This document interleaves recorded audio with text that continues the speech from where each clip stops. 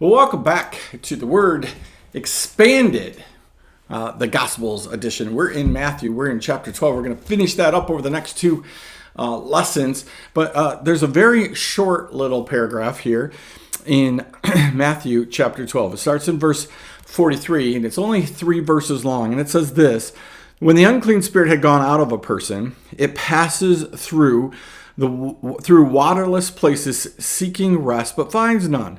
And then it says, I will return to my house from which I came. And when it comes, it finds the house empty, swept, and put in order. And then it goes and it brings with it 7 other spirits more evil than itself. They enter, they dwell there, and the last state of that person is worse than the first. So it will also be with this evil generation. But this is a hard thing to explain. Easy probably in application. It makes sense, right? Think about when we clean out our house, right? How long does that last? We clean it, we get it all ready, and then the dirt starts piling up, and we notice the dirt more, and there's more room for the dirt, right? There's more room for the mess, the clutter, the things like that, right? And again, if we're not careful, sometimes we clean something up, and in a short while, it's worse than it was before we cleaned it. Right? So the idea when we clean is you have to keep it clean. But the idea is also that we fill up, right, empty spaces with something, right? In this case, with someone who takes the place of that stuff. Right? So again, you're not talking about cleaning out an empty room. In this case, saying like, listen, there are evil spirits that dwell within people, that dwell on people, that they are cluttering up and messing up, right, the lives of other people. I've been talking about that affectionately lately as spiritual cataracts, right?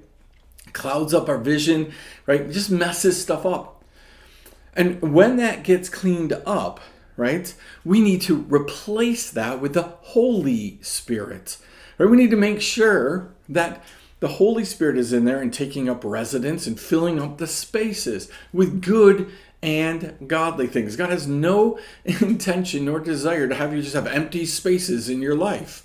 No, He wants to fill those spaces with good things, but more importantly, with godly things. Right? But that's God systematically working you through those things. So when people first get saved, when we get rid of addictions, when we get rid of weaknesses, when we get rid of the things that the enemy loves to reside in, right? Then we have to make sure that we're protecting the person, right, that has just been cleaned up from getting dirt, right? The second that the bride puts on her white dress, everybody's main concern is don't get anything on the dress, protect the dress, keep the dress good. And a whole bunch of the ceremony is about making sure the dress is okay the whole time.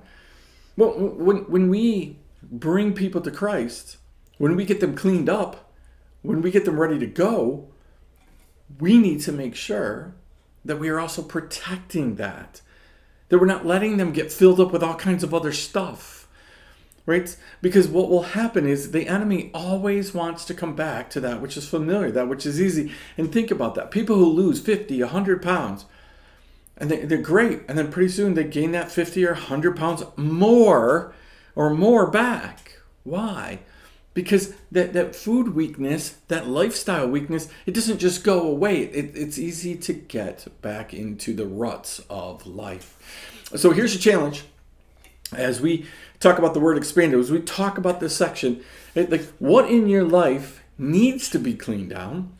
Not what in other people's lives necessarily are you looking at that needs to be cleaned up. What in your life needs to be cleaned up? And what are you going to do to assure that weakness, that sin, right, nature, what are you going to do to assure that the enemy doesn't come back in with a vengeance in that area, right? You can quit lying for a day, but man, when it starts back up again, there you go, off to the races, and worse off, right? So think about that. Think about what is it that I need, right? What is it that I need to work on? And when I get rid of it, what am I going to replace it? We shouldn't be so quick. We shouldn't be so quick just to clean people up and just let them off on their own. Right? We need to be willing to protect them. So chew on that for a little bit. We'll see you next time right here. The Word expanded, the Gospels